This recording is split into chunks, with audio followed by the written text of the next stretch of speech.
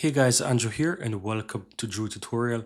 And in this video, I'm going to show you how to fix Atlassian autofix AI not showing up on your Trello card. So guys, in a previous video, I show you how to use the power of AI to, let's say, particularly to let's say create new descriptions and to basically make your life easier. But in case you're not seeing the AI feature here on your account, in your cards, it could be that this AI feature is turned off. So how do you go ahead and check for this, and how do you enable the AI feature of Atlassian into Trello? So you want to click the Trello on the uppermost left hand side, guys, and here you want to simply click on where it says settings.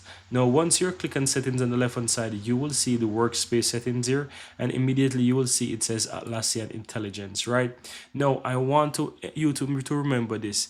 In case you're using the free version of Trello, that is also another reason why you're not able to see the AI feature, because it requires premium. So as you can see here, it says Atlassian intelligence, and it requires to have a Trello premium. So if you don't have Trello premium, then you will not be able to get the access to the AI. And I'm going to show you which accounts or which subscription can give you the AI. But once you have that, guys, you can simply toggle this feature on and activate it, and that's how you activate it. Now, in case you don't have Trello Premium and you want to know which one of those plans basically can give you this AI feature, you want to go ahead and go to the billing information section here, and you can click on compare plans, and here you'll be able to see. So if you currently using, for example, a standard account or the free account, you will not be able to use the AI feature.